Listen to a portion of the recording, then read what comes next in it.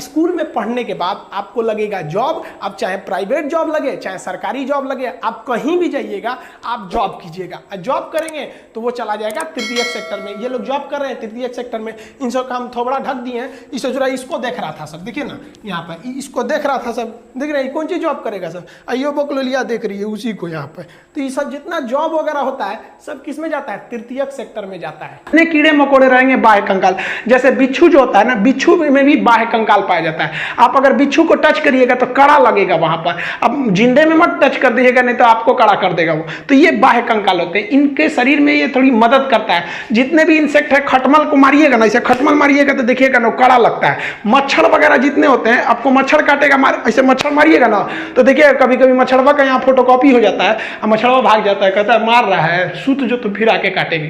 क्यों? क्योंकि उसके बाहर कंकाल होता है। लेकिन मच्छर इतना छोटा है, औकाते भर ना उसकी भी मजबूती रहेगी, क्या बुलेट प्रूफ थोड़े ना हो जाएगा। अब जो नारियल पानी हम लोग पीते हैं पटना में, वो केरला में मिलता है 10 रुपए का।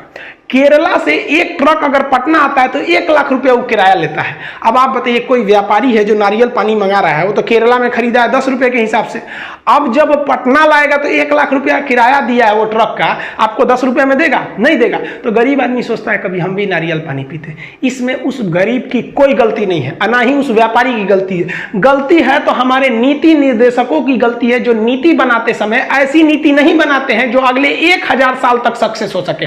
हमें अपने नदियों पर यह नीति बनानी पड़ेगी कि अगले 1000 साल तक बाढ़ नहीं आना चाहिए। तो हम लोग क्या नीति बनाते हैं, इस बार बाढ़ में कैसे बचाएंगे, रे चोट्टा कहीं के तो बाढ़ में बचाएगा, यहाँ 1000 साल तक का नीति बना के चलो। अपनी पत्नी का दिमाग और जीएसटी आज तक समझे में नहीं आया।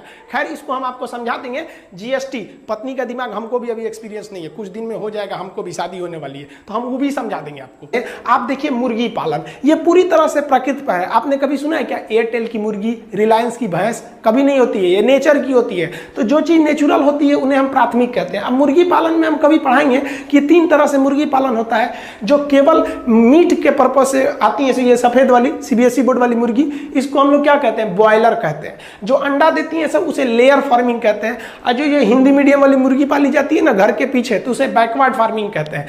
तो ये क्या है, प्रकृति पर निर्भर है। तो ये सब प्राथमिक क्षेत्र में आएंगे।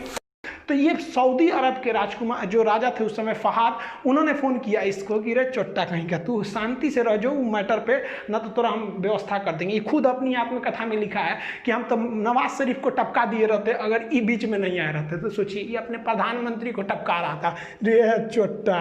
हम तो कहते हैं कि पाकिस्तानी की आर्मी जिम्मेदार है, लेकिन हमारे देश के इंटेलिजेंस भी जिम्मेदार है। तुम जासूस किस काम का रहे कि तुमको ये पता नहीं चल रहा है कि पाकिस्तान की हजारों फौज घुस गई, वो आर्टिलरी लेके चले आए, एमुनेशन लेके चले आए, मिसाइल लेके घुस गए, हमारी फौज चुपचाप मुंह देख रही है। हमारी फौज तो बहादुरी से लड़ी, जो जासूस थे सब, इंटेलिजेंस, वो चोट्टे कहां मर गए थे सब। और ये हमेशा से यही होता है। 1962 की लड़ाई हम लोग को मुंह की खानी पड़ी यही जासूसों की वजह से। 1984 में ये ससुरे सियाचिन में घुस गए थे, फिर भी कुछ नहीं हुआ। अरे सब छोड़िए, 2008 में देखिए ना मुंबई में जब हमला हुआ तो हमारे जासूसों को पता ही नहीं था कि अजमल के साथ घुस गया, हमला कर दिया। चोट्टा सरकारी नौकरी लेना है, कोनो काम का नहीं है सब अधिकारी, इनको ले आके हम तो रहते ना वहां पे, हमारे पास पावर रहता ना, हम तो ससुर जितने अधिकारी हैं ना ससुरन को जिस तरह से पाकिस्तानियों को भूने थे ना उस तरह भून देते ससुर। तुम क्या कर रहा है, क्योंकि हम युद्ध जीत सकते हैं। हमारे इतिहास में एक और शौर्य गाथा लिखी जा सकती है, लेकिन उन माओं की गोद जो सुनी हो गई करगिल की लड़ाई में, उन्हें हम कभी नहीं लौटा सकते उन चोट्टे जासूस इंटेलिजेंस वालों की वजह से।